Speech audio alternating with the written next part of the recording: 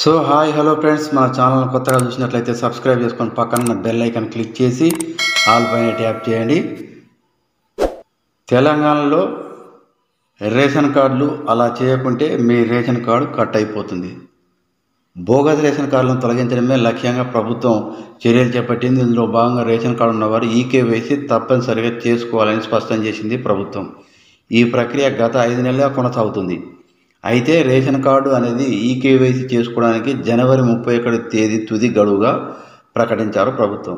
ఆలోపు ration card ఉన్న ప్రతి ఒక్కరూ ఈకేవైసీ చేసుకోవాలని అధికారులు సూచిస్తున్నారు. రేషన్ కార్డు ఈకేవైసీని సింపుల్గా చేసుకోవచ్చని కూడా చెప్తున్నారు అధికారులు. రేషన్ డీలర్ల వద్దకు వెళ్ళి ఆధార్ నెంబర్ చెప్పి ఆ తర్వాత వేలిముద్ర నమోదు చేస్తే ఈకేవైసీ అనేది పూర్తి అవుతుందని వివరిస్తున్నారు. రేషన్ కార్డు ఈకేవైసీ చేసుకోకుంటే వారి పేరును రేషన్ కార్డు నుండి తొలగిస్తామని కూడా స్పష్టం చేసింది ప్రభుత్వం. జనవరి 31 చివరి తేదీలోగా రేషన్ కార్డు ఆధార్ నెంబర్కు లింకు చేయాలని పౌర సరఫరాల శాఖ కమిషనర్ దేవేందర్ సింగ్ చౌహాన్ సూచించారు.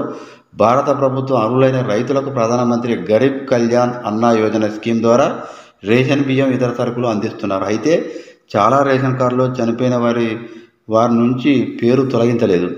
ఉదాహరణకు ఒక రేషన్ కార్డులు తాత, తండ్రి, తల్లి, 2 పిల్లలు ఉన్నారు. అయితే తాత అనారోగ్యం సమస్యతో చనిపోయాడు. అయినప్పటికీ ఆ కుటుంబం చనిపోయిన వ్యక్తి పేరుపై రేషన్ తీసుకుంటున్నారు. ఇలా లక్షలాది మంది రేషన్ తీసుకుంటున్నారు. దీన్ని గుర్తించిన అధికారులు రేషన్ కార్డు ఈకేవైసీ చేసుకోవాలని చెప్తున్నారు. ఈకేవైసీ చేసుకోవాలంటే తప్పనిసరిగా మనిషి బతికుండాలి. సో రేషన్ కార్డు ఈకేవైసీతో చాలా పేర్లు తొలగించడం వల్ల ప్రభుత్వానికి డబ్బు ఆదా కానున్నది. రేషన్ కార్డు ఈకేవైసీకి కేంద్రం ఇప్పటికే పలుమార్లు ఈకేవైసీ అప్డేట్ గడువును పొడిగించింది.